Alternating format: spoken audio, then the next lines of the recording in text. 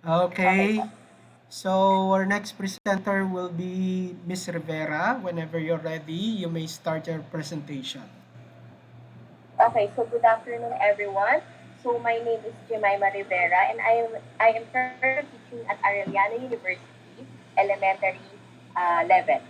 Okay, so the title of my thesis is Involving Grade School Students in Creative Music Learning Using Appropriate Learning Technologies. So the background of my study will be Sir Reggie. Next, please.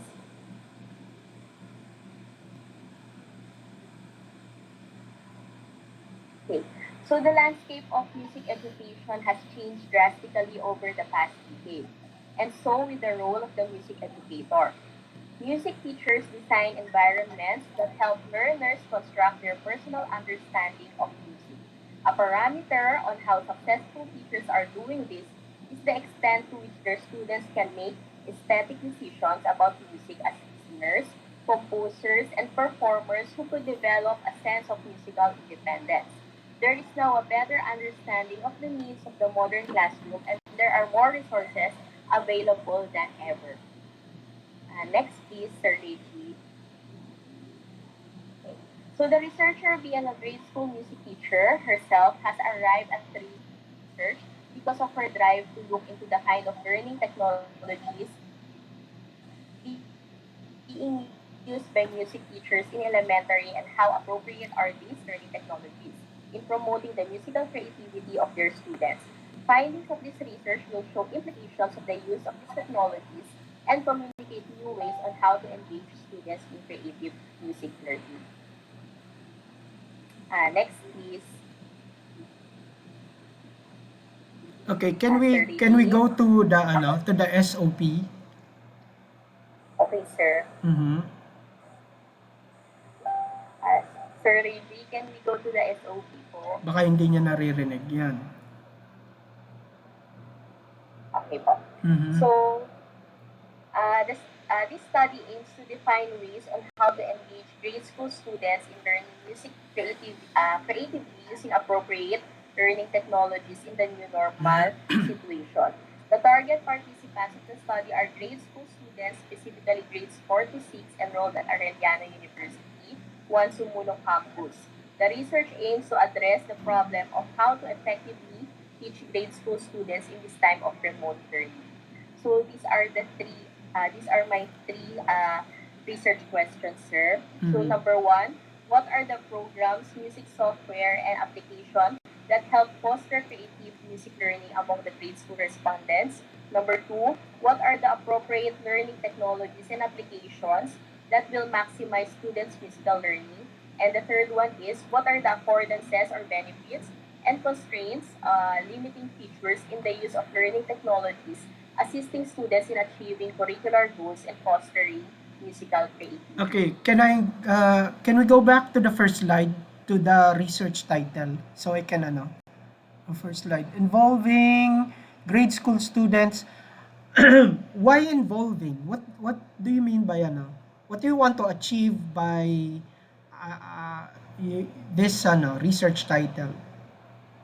Sir, because sometimes teaching music is quite difficult for us teachers to really involve the students to get their attention, sir. So there Mhm. are many ways, there are many styles on how we teach music to them, and the pandemic has brought many drastic changes in the learning environment. So there are so we must find out. I must find out what are the different learning technologies to foster creative learning creative learning in the students, sir. Okay, is this focused on technology or strategy? Okay, sir. So, actually, sir, this is focused more on the technologies to be used, sir. Mhm. So Yes, sir. when you identify these technologies, hindi ba makakabuo din kayo ng strategy in a particular Yes, sir. di ba? Yes, When you sir. Yes identify po. Kaya, these applications, gadgets that you can use, you can already come out with a specific teaching strategy during the pandemic in teaching this particular subject. So I Yes, hope sir. that's included in your SOP. Okay, sir. Yung sa strategy niya. Is Okay it po, sir. included in your SOP? To come up Not yet, sir. to come up with a new strategy in teaching music during the pandemic. Okay, sir.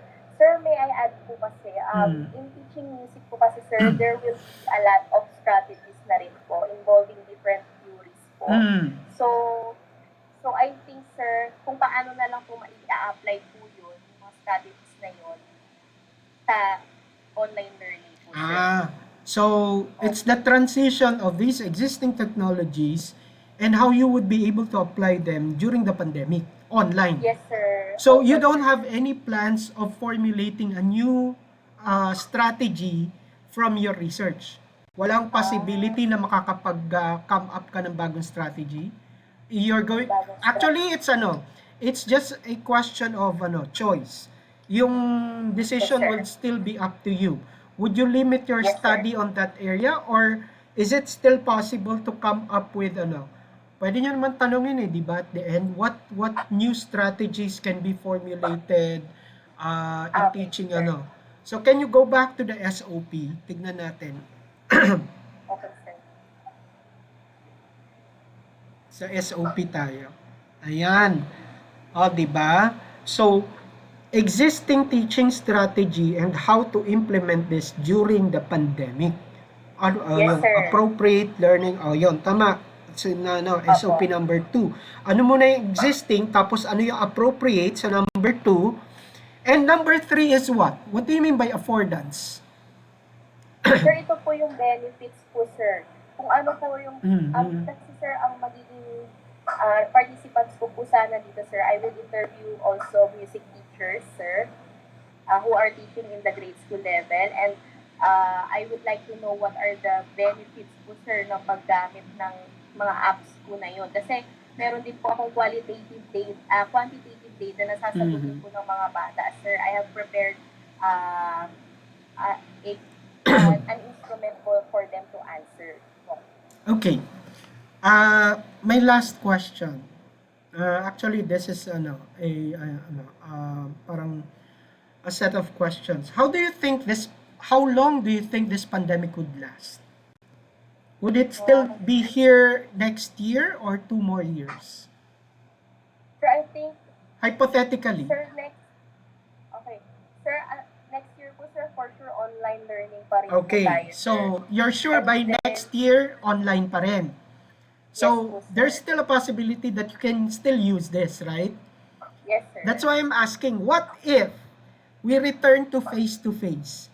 Would the output of your study still be able to be, would this still be able to, be implemented when we go back to face-to-face?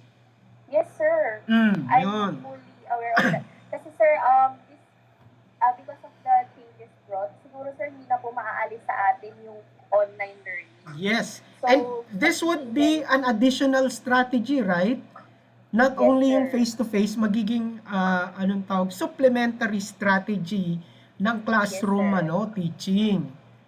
Na Opo. magiging interested sila. So, that's how you should present para maging, convincing yung stand ninyo that this is good. And even after the pandemic, we can still use this. Hindi lang ito during sir. the pandemic. Okay? Sir. Okay. So, I'm also going to ask permission from you. Pwede ba natin i-upload and use this video as a reference sa YouTube channel natin? Yes po, sir. Sige ha. Sige. Okay, maraming salamat. And thank you. So,